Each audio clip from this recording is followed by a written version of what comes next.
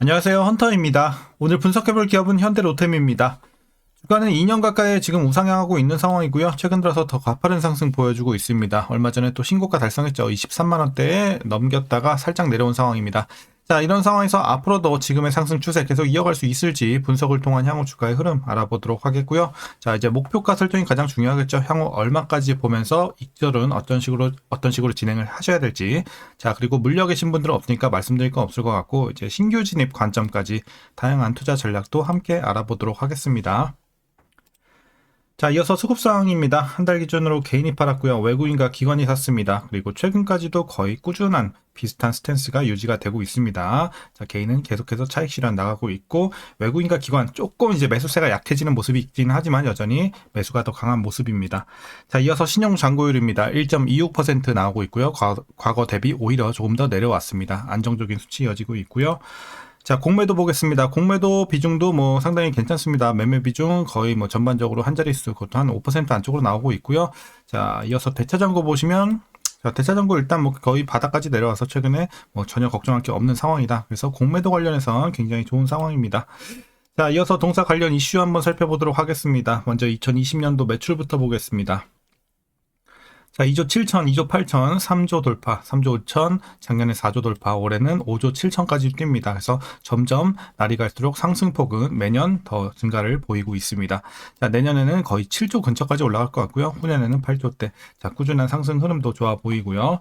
영업이익 보겠습니다. 800에서 횡보 이후 1,400, 2,100, 4,500까지 올랐고, 올해는 또 마찬가지로 2배가 더 올라가는 1조를 돌파할 것으로 보여지고 있습니다.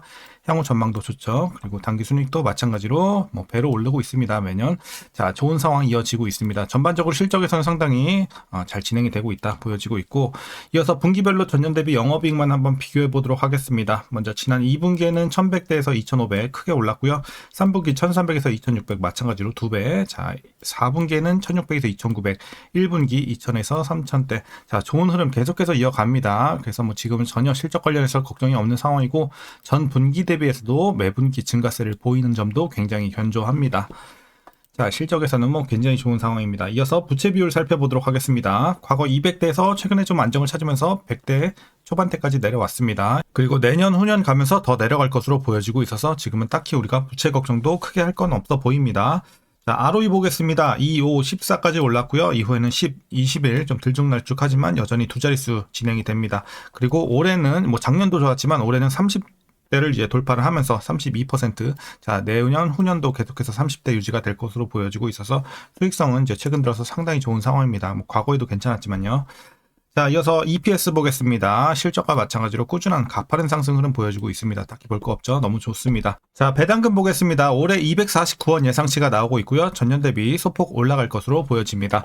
그래서 만일 이대로 배당을 하게 된다면 현재 주가 기준으로 계산했을 때 배당 수익률은 약 0.11% 기대해 볼 수 있겠습니다.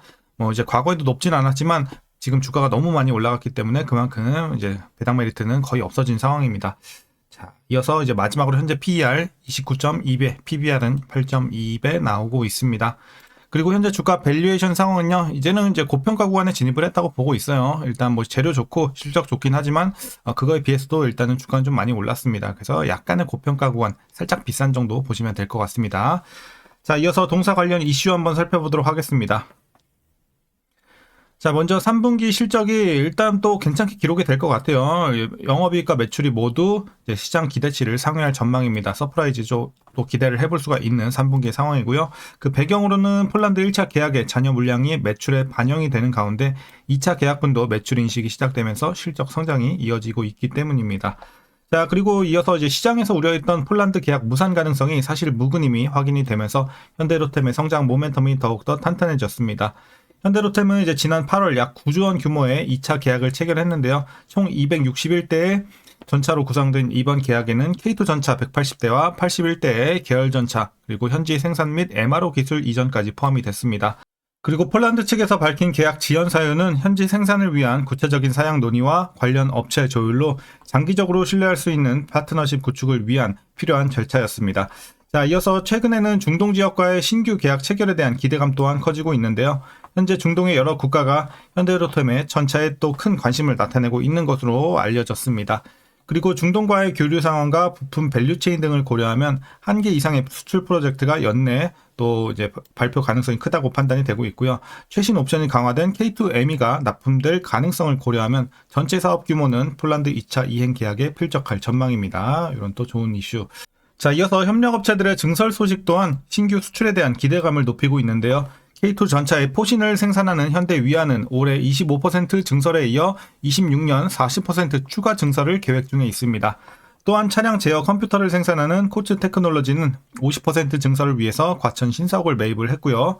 현대로템의 K2 전차 생산 능력은 연 100대 이상으로 폴란드 2차 물량과 국내 4차 양산 물량을 고려해도 20대 이상의 공백이 발생해 수면 아래에서 진행 중인 신규 수출 사업의 가시성이 높아지고 있음을 시사하겠습니다.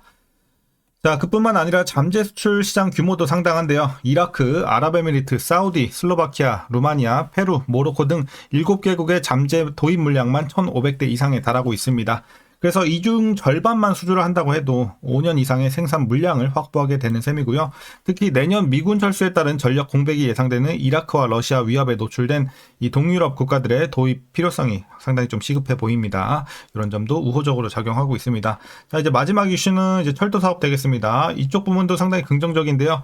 올해 상반기 누적 신규 수주액만 5조 2천억 원대에 이르고 있습니다. 여기에는 단일 규모로는 역대 최대인 2조 2천억 원 규모의 모로코 2층 전동차 사업이 포함이 됐고요. 최저가 입찰 제도로 운영되는 국내 사업 대비 종합평가 제도로 운영되는 해외 사업의 이익률이 더 높아서 수익성 개선이 또 기대가 되고 있는 철도 사업의 부문이 되겠습니다. 그래서 미국 뉴욕 차세대 전동차 사업이 빠르면 연내 그리고 늦어도 2026년에는 사업자가 결정될 예정으로 역대 최대 규모의 프로젝트가 될 가능성이 높다라고 점쳐지고 있습니다. 그래서 이제 전반적인 모든 분야에서 지금 또 호황을 이루고 있는 현대로템이 되겠습니다. 자, 최근의 이슈 여기까지 설명드리겠고요. 이제 마지막으로 여러분들 투자 전략 설명드리면서 영상 마무리하도록 하겠습니다. 자, 먼저 신규 진입 관점에서는 반대 의견 드리도록 하겠습니다. 일단 지나치게 이제 주가가 많이 올랐기 때문에 지금 위치에서 들어가서 이제 본격적으로 수익을 내겠다라는 관점에서는 조금 부담이 있습니다. 그래서 개인적으로는 보유자분들만 추가 상승률을 좀 더 노려보시고 신규는 좀 관망하시는 게 낫지 않겠나. 조금 이제 덜 오른 종목을 찾아서 신규로는 들어가는 것을 권장드리도록 하겠습니다. 자, 그럼 이어서 보유자분들 대응 전략입니다. 먼저 목표가부터 설정하겠습니다. 자, 일단 뭐 차트 표시는 좀 힘들겠습니다. 27만원 맥스로 일단은 제시하도록 하겠습니다. 목표가 27만원까지 딱 보시면 될 것 같고요. 자, 그래서 여러분들 익절은 그럼 어떻게 해 나가냐? 지금은 이제 한 절반 정도는 그래도 주머니에 챙겨 놓으시는 게 좋을 것 같아요. 절반 정도는 익절하시고 최소. 자, 나머지 절반은 이제 조금 더 추가 상승률을 노려보자. 단 올라갈 때마다 여러분들 계속해서 분할로 팔아 나가시는 거 잊지 마시고, 뭐 목표가는 어쨌든 여기까지 올라갈 수 있겠다 맥스로 잡은 선이기 때문에 여러분들이 무조건 거기까지 들고 갈 필요는 없어요. 그 전에라도 나는 이 정도 수익 충분히 만족한다 하시면 나오셔도 상관없습니다. 지금 종목 교체하고 싶어도 하셔도 상관없어요. 자, 다만 이제 조금 더 노려보실 분들은 한 절반은 줄이고 절반만 한 27만원까지 최대로 맥스로 노려보자라는 전략입니다. 자, 이렇게 설명드리겠고요. 이제 마지막으로 위에서 물려 계신 분들은 없는 구간이니까 딱히 말씀드릴 거 없을 것 같습니다. 그래서 오늘 전략 여기까지 제시하도록 하겠습니다. 자, 그럼 오늘 영상도 시청해 주셔서 감사합니다.